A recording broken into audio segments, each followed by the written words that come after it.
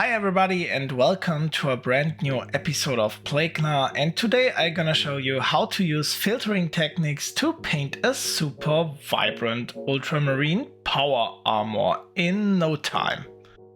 And before we start, this was my first miniature I've painted in 2020. It took me 40 hours back then, and I wanted to challenge myself and see how I will do with the new mini within 4 hours with the tremendous amount of experience I've gained over the last 6 years and new techniques I've learned.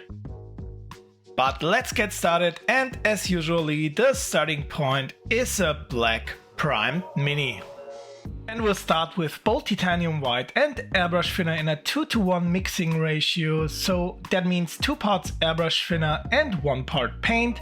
If you're using a different white, make sure you have a milky consistency that easily runs down the mixing pot. And we'll now applying this mixture with the airbrush as a big zenithal highlight over the whole mini.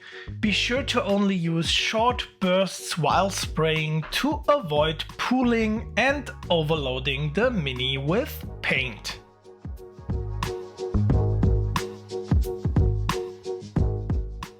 And to ensure that the filter technique will work, we're applying a very bright highlight on the light facing side of the mini, and on the shadow facing side we try to aim for a medium gray tone.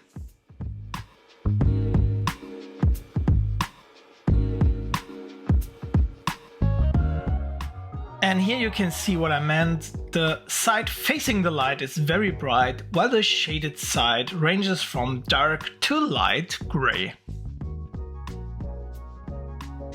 And as a first filter, we'll now use transparent green and airbrush thinner in a 1:1 mix, and this green layer will now serve as our base for deep, richly colored shadows.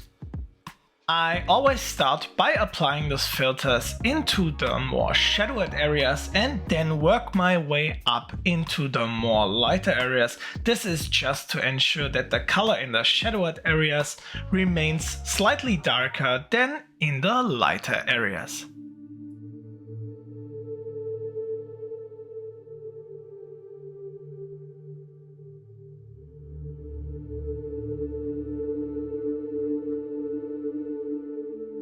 And as you now can see, there is a dark turquoise green in the shadowed areas, while the lighted areas are more a kind of a light turquoise, and this is the perfect base color for our rich blue. Using bold titanium white and airbrush thinner, again in a 2:1 mixing ratio, we'll add another zenithal highlight. This time we're only focusing on the side facing the light. On the lower parts of the mini, ensure that some of the turquoise still shows through even on the side facing the light.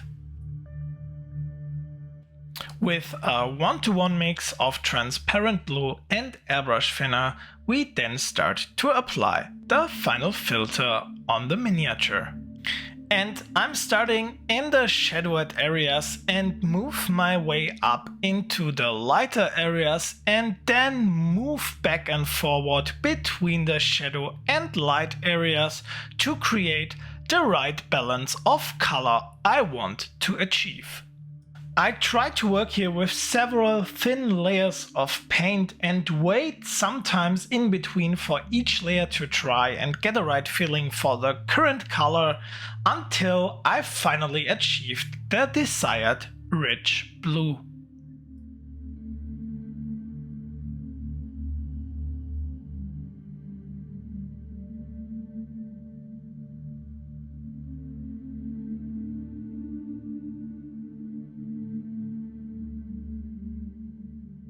After everything has dried, you should now have a vibrant blue with deep blue shadows.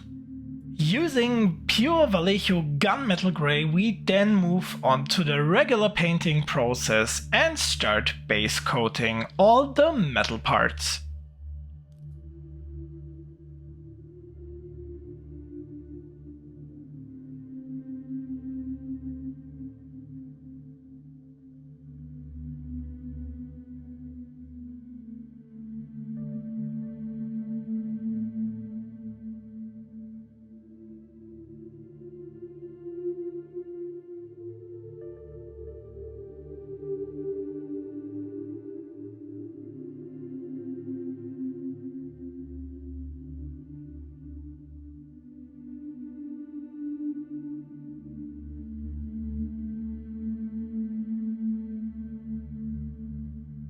As our second step in the regular painting process, we're then using 1 part rich gold and 1 part airbrush thinner to base coat all the gold metallic parts.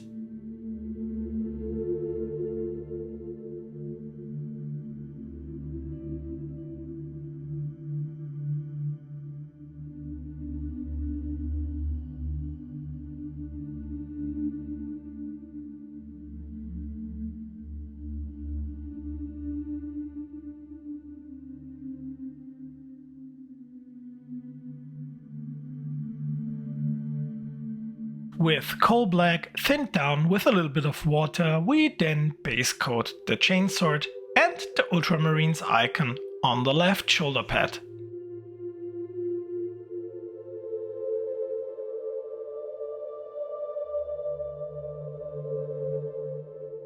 As a base coat for the eye sockets and the unit marking on the right shoulder pad, we're using Mephiston Red, also thinned down with a little bit of water.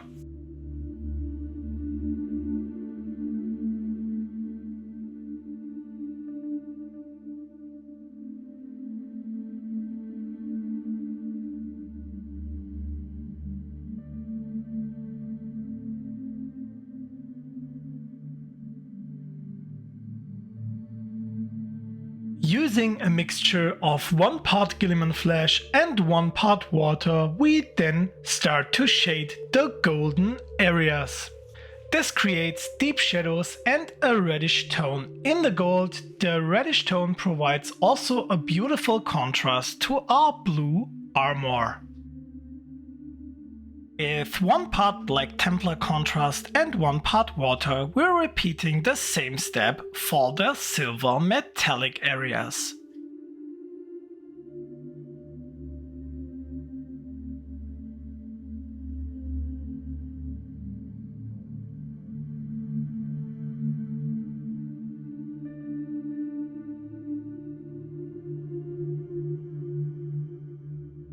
To create recess shades, we're using a mixture of 1 part transparent blue, 1 part glaze and wash medium, and add a tiny little bit of water to improve the flow. This mixture will then be used to create deep recess shades over all armor panels.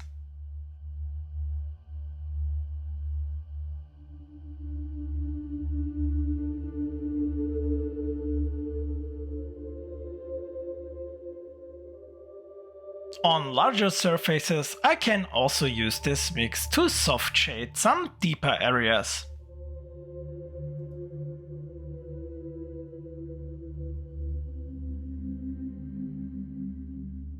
With pure Kalidor Sky, thinned down with a little bit of water, I then start to apply thick edge highlights over all armor panels.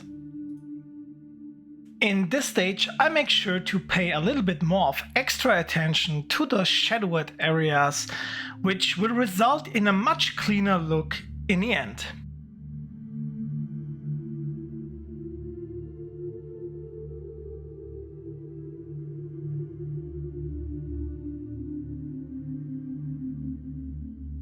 I can also use this Kalidor Sky to cover up any mistakes I've done during the recess shade.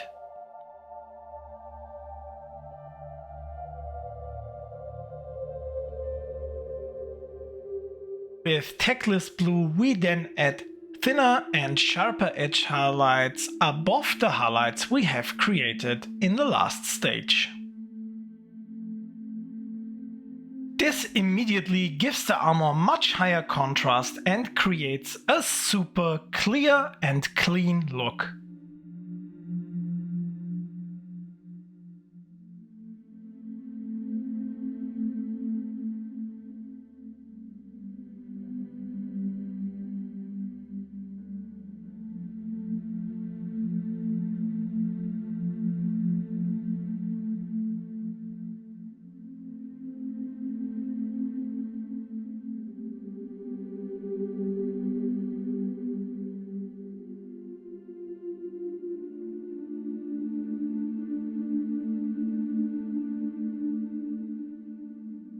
With Vallejo Basalt Gray, we're then adding volumetric highlights to the Ultramarines icon on the left shoulder pad.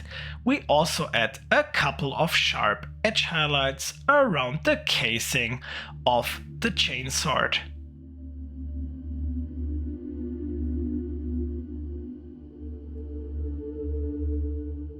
To add a little bit more of interest and variation, I also add a couple of scratching marks.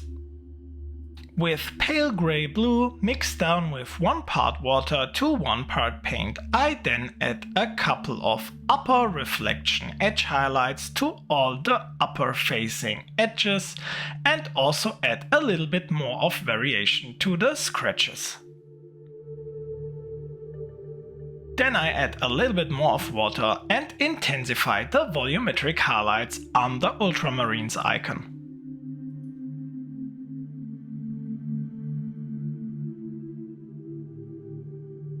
Using rich gold, again thinned down with 1 part airbrush thinner, I then add a couple of more highlights to all the golden areas. Here I make sure to focus on the sides facing the light. In the recess and shadowed areas I try to keep the reddish tone we have created with the Guilliman Flash Wash.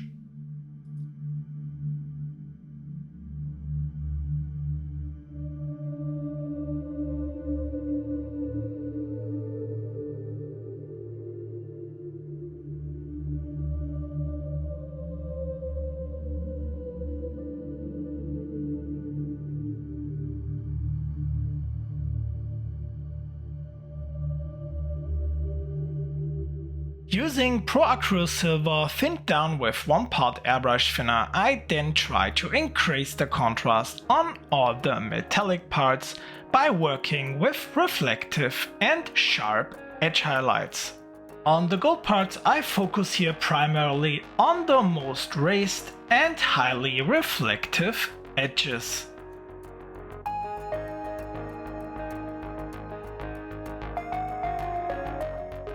On the other hand, on the silver parts I use slightly thicker highlights, but these are also focused on the surfaces and edges that are highly reflective.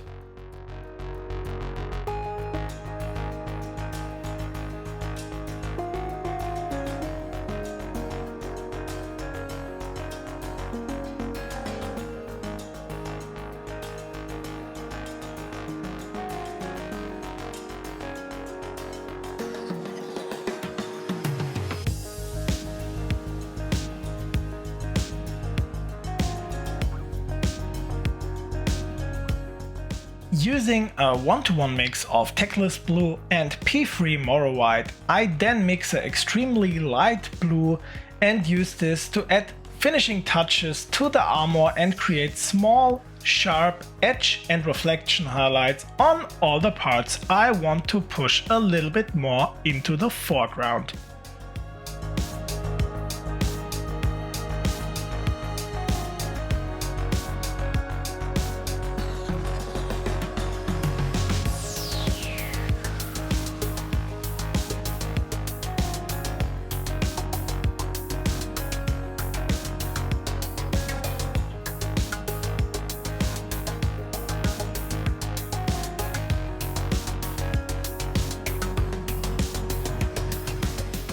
As a final step, I then prime the base again with a full coat of coal black.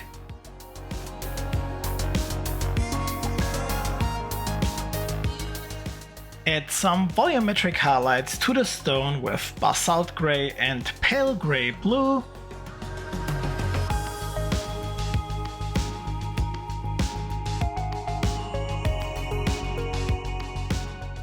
And add some tufts. And of course, paint the trim. And then it's finally time to take a look into our final result.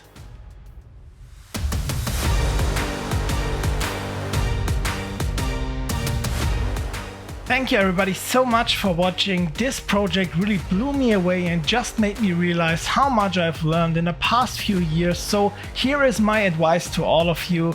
Always keep practicing and never stop trying new things out. Thank you and see you soon!